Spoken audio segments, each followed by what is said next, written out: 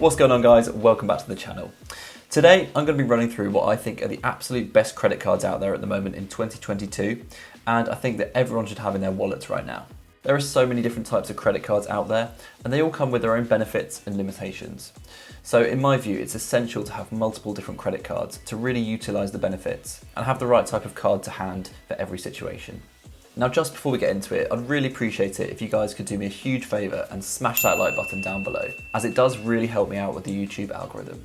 And if you are new around here and you're not already, make sure to hit that subscribe button down below and click that bell so you never miss a video. As always as well, just as a quick disclaimer, this is in no way financial advice. I'm simply just outlining information and giving my honest opinions and thoughts. So always make sure to do your own research and due diligence when it comes to your finances. But with all of that being said, let's get into it. Okay, so just before we get into my top picks, I just want to quickly run through a few things about credit cards in general that you should all be aware of. First of all, credit cards are not something that you should be afraid of. People often have the misconception that using credit cards is a bad thing and that you should never be getting into debt or borrowing any form of money. But the fact is, if you're sensible and use credit cards in the right way, the only person that's going to benefit is you. So you'll be able to do things like improve your short-term cash flow, boost your credit score, gain monetary benefits through cashback and rewards points, and you're going to be able to do all of this without it costing you a penny. Now you might be wondering, what is the right way to use a credit card? The main thing to understand is that you should only be using credit cards to make purchases on things that you can actually afford to pay for. So this will be your everyday expenses with things like your supermarket shop, travel costs, and whatever else falls into that category. You also need to make sure that you pay off your credit card bill every single month in full. Now the best way to do this is simply set up a direct debit as soon as you get your credit card. You can usually do this on the website or within their app, and it's really quick and easy to do. Once you've done this, you shouldn't have to worry about paying off your credit card bill ever again, as whatever it is you owe will automatically be taken out of your bank account to pay off the credit card bill. And all you need to do is make sure that you don't overspend and have the money available within your bank account to pay it off. So that covers the right way to use a credit card. Now I'm just going to run through the wrong ways to use a credit card and things that you need to avoid doing. First of all, you should never use a credit card as an excuse to overspend. Depending on the credit card you get, it might have a really high credit limit, and it's so important not to see this as money that you can spend, because every single month you're going to have to pay it back, and if you don't, you'll be charged late payment fees, interest, and you'll start damaging your credit score very quickly. Also, as a rule of thumb, you should pretty much never use a credit card to withdraw money from an ATM. There are some anomalies, but the majority of credit cards will charge you a fee if you try and withdraw money from an ATM. So it's just best to be avoided, and if you want to withdraw cash, just use your debit card instead. The next thing you should avoid is using your credit card when overseas. Again, most credit cards will charge you a fee if you try and use it when abroad or in a foreign country. However, there are some credit cards that are designed to be used when overseas, so I'll get onto that later in the video. You should also never view credit cards as a viable way to borrow money. Whatever it is you spend on a credit card, you pretty much have to pay it off the following month. So it's just not a viable option for any form of long-term loan. And if you do miss a payment and can't pay off your bill, the interest rates are extortionate on credit cards. So it's just not worth considering if you need to borrow money. If you do need to borrow money, there are far better options out there with bank loans, financing plans, and so on. And the interest rates are always so much more competitive. And finally, in my opinion, you should always avoid getting a credit card with an annual fee. If you do have a really high expenditure, sometimes the reward scheme can outweigh the cost of the annual fee, but generally, from my experience as an everyday consumer, the cost usually isn't worth it. So that covers the fundamentals of credit cards in general. And if you follow these simple rules, hopefully you'll realise there's nothing to be scared of and you'll start seeing the benefits. Okay, so now onto the credit cards themselves. The first one on the list falls under the category of being a beginner credit card. Now, a beginner credit card has one main purpose, and that's to boost your credit score. So it'll be appropriate for those with maybe bad credit scores, or maybe even if you've just never had a credit card before.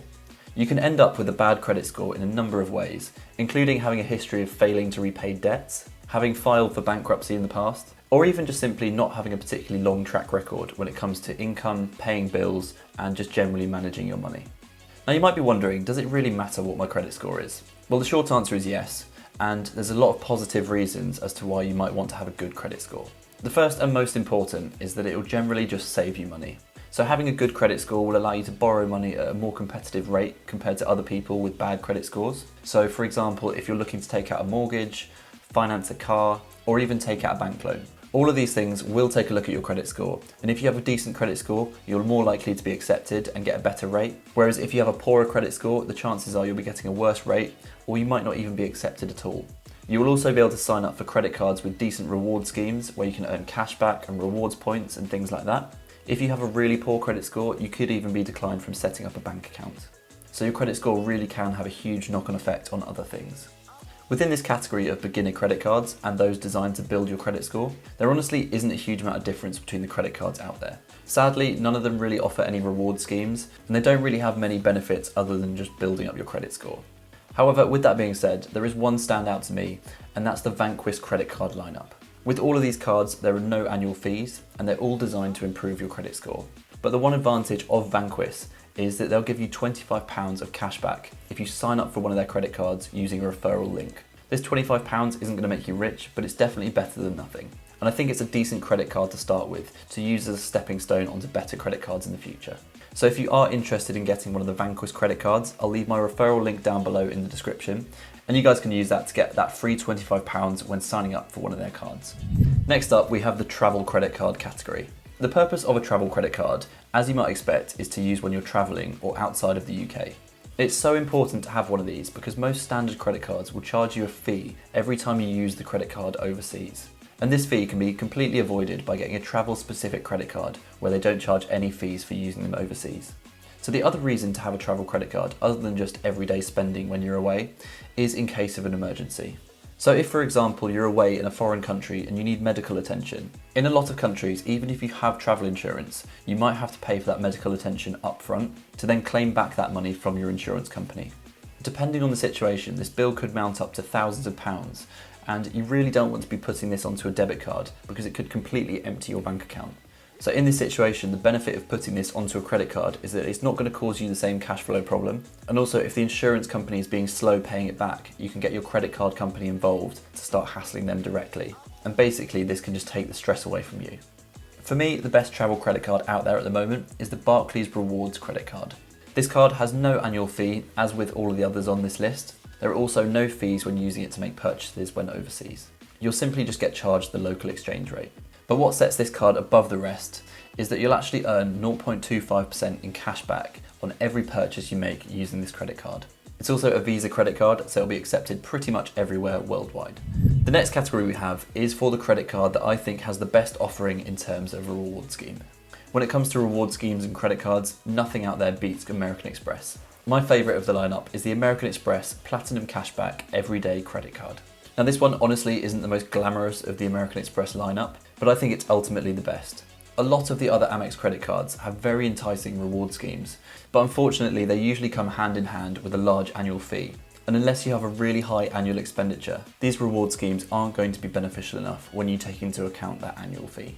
So with the Platinum Cashback Everyday, as you might expect, it has no annual fee, so it's never going to cost you a thing.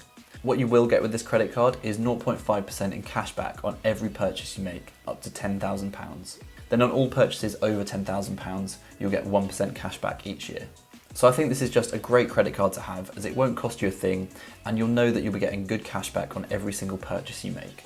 What's also great about this credit card is that if you're a new Amex customer, you'll actually receive 5% cashback within the first 3 months of having this credit card, and you can earn up to £100 cashback at this rate. So essentially, if you spend £3,000 within the first 3 months of having the card, you'll get £100 cashback. Also, if you do sign up for this card using a referral link, you'll get an additional £20 of cashback as well. So if you like the sound of this card and you do need a referral, I'll leave my referral link down below in the description as well. And you guys can check that out and get that £20 cashback.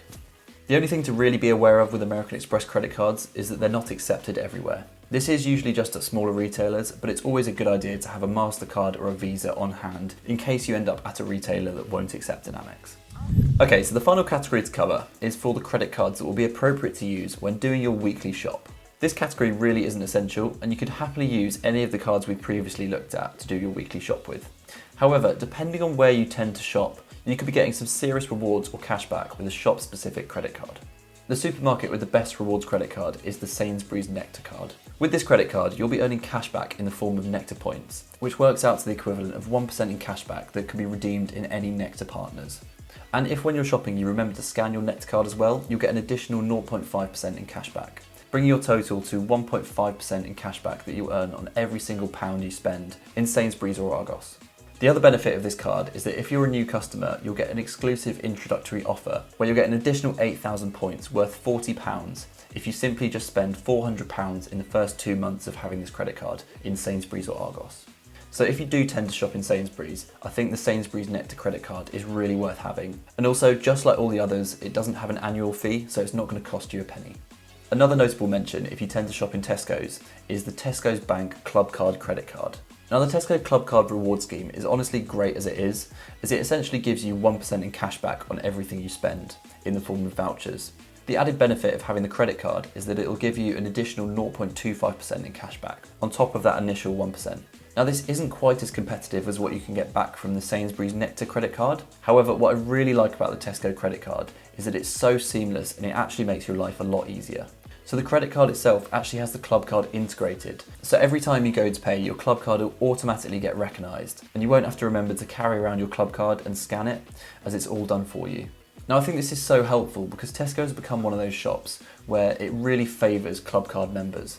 When you shop in Tesco's, there's a growing number of items that have exclusive club card prices where you can stand to save quite a lot on each item. And if for some reason you forget your club card or forget to scan it, you'll be missing out on those savings. But if you have the Tesco Club Card credit card, you'll have that peace of mind knowing that you're always going to be getting those club card prices and you'll be earning club card points. If you do tend to shop in other supermarkets, it's really not worth switching shops just to try and get these rewards points. And honestly, you'll be better off just sticking to the Amex Platinum Cashback everyday credit card. But there we have it. That basically covers everything for today, guys. Now, I'd love to know what you guys think down below in the comments. So let me know what you think about these specific credit cards that I've chosen. Do you agree with me that these are the best out there at the moment, or do you think there are some that I've missed off this list which have some real benefits? And if you do have any questions or feedback for me, just drop a comment down there as well, and I'll make sure to respond to all of you. If you did make it this far, thank you so much for watching, and I'd really appreciate it if you guys could smash that like button down below, as it does really help me out with the YouTube algorithm. And if you're not already, make sure to hit that subscribe button down below and click that bell so you never miss a video. But with all of that being said, take it easy guys and keep saving.